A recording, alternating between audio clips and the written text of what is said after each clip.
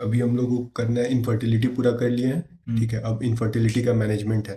तो इनफर्टिलिटी का मैनेजमेंट करने के लिए दो तरीका है। एक है कि तुम्हारा मेडिकल मैनेजमेंट, उसमें क्या देंगे, दवाई करके कुछ ऐसा सिचुएशन क्रिएट करेंगे कि हम लोग उसको फर्टिलाइज कर पाए, ठीक है। दूसरा तरीका है जो मतलब दवाई से काम नहीं कर रहा है, तो हमको लेबोरेटरी का यूज़ करना पड़ेगा, ठीक है। तो सबसे पहले है कि हम लोग मेडिकल मैनेजमेंट में देखते हैं, उसका ट्रिक है HCLF।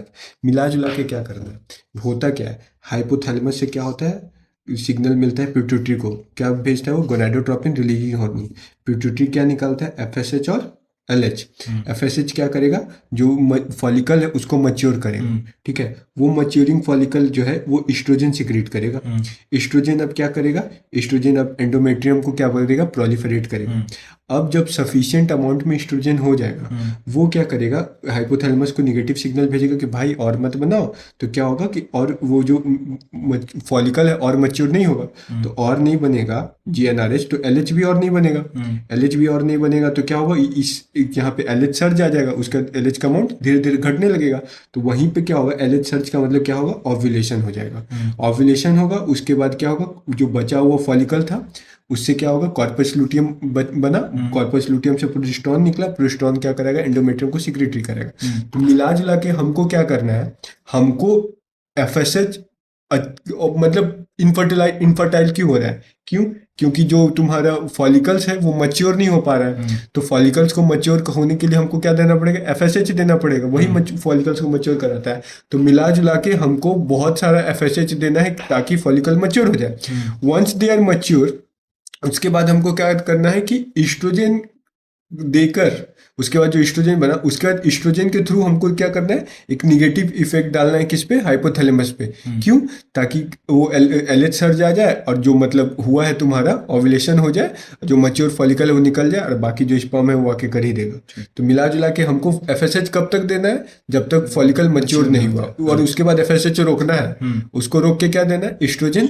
ईस्ट्रोजन क्या करे, तुमको निगेटिव फीडबैक दे, निगेटिव फीडबैक दे के LH सर्ज हो जाए। तो वही है कि we need to do ovulation induction, we need to increase FSH till the follicles mature, then they produce enough estrogen to proliferate endometrium, ठीक है। then we need to stop estrogen so that FSH LH production can be stopped, ठीक है। thus LH surge and this thus ovulation।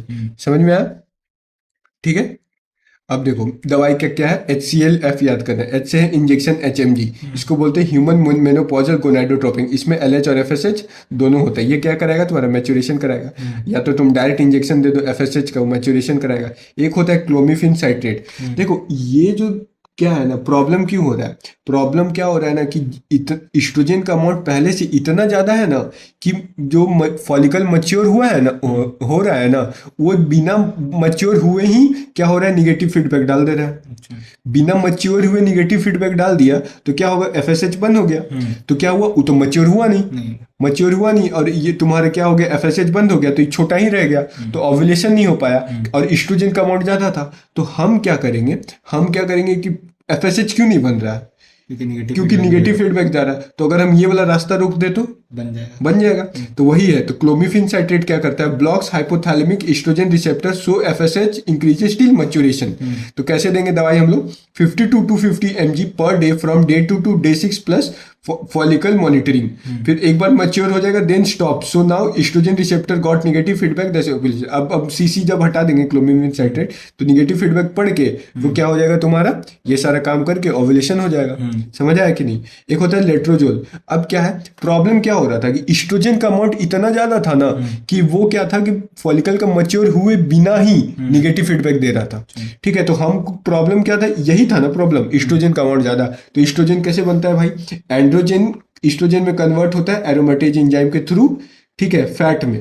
तो अगर हम एरोमेटेज enzyme inhibitor देंगे तो oestrogen नहीं बनेगा, तो ये नेगेटिव फीडबैक नहीं देगा। तो so if aromatase inhibitor then less oestrogen in body so can get enough time for maturation by FSH।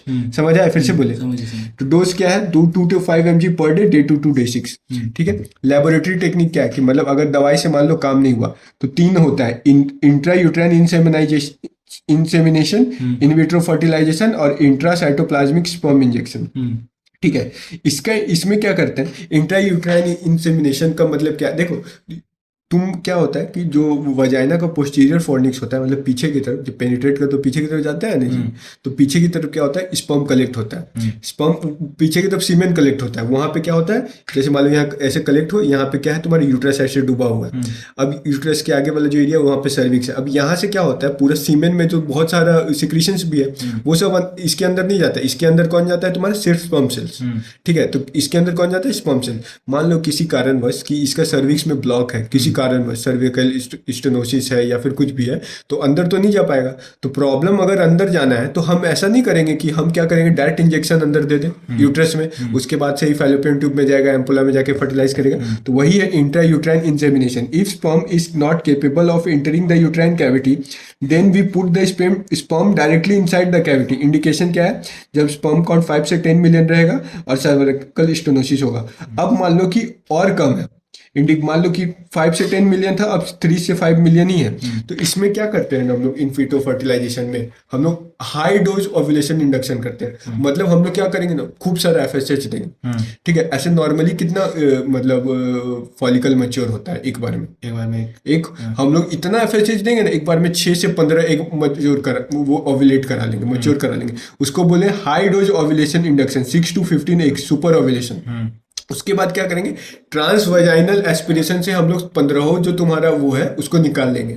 Retrieve oocytes by trans vaginal तुम्हारा एस्पिरेशन, उसमें से क्या करेंगे, सबको वो कर देंगे, फर्टिलाइज कर दिए टेस्ट ट्यूब में।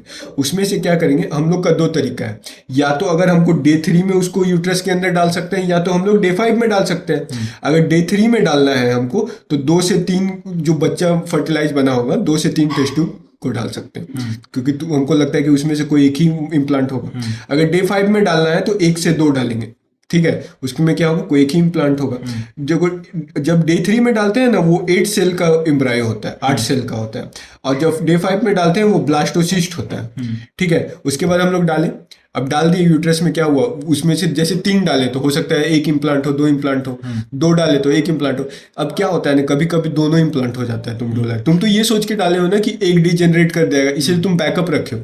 अब दोनों इम्प्लांट हो गया, तो इसीलिए IVF में जो तुम्हारे ट्विन का चांसेस है वो 25 to 40% है। समझा।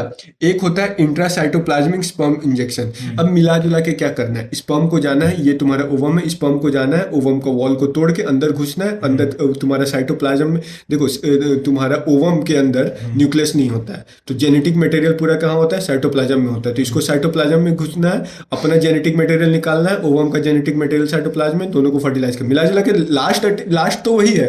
तो ऐसा क्यों नहीं करते कि भैंस जितना कांडी क्यों करना, डायरेक्ट अंदर एक स्पर्म लेके जाते हैं, अंदर घुसा देते हैं, तो बेस्ट है। इंट्रासाइटोप्लाज्मिक स्पर्म इंजेक्शन इंडिकेशन कब होगा, जब स्पर्म काउंट 1 मिलियन से भी कम हो गया। यहाँ कितना था, 5 से 10, यहाँ 3 से 5 और यहाँ 1। अब साइज बता रहे, स्पर्म का साइज होता है 18 माइक्रोन, oocyte का साइज होता है 150 माइक्रोन। देखो oocyte do not have nucleus and genetic material. ठीक है, genetic material in cytoplasm, so we inject the sperm cell directly into the cytoplasm. समझ आया। यही 3 टेक्निक है जो लेबोरेटरी में हम लोग यूज करते हैं।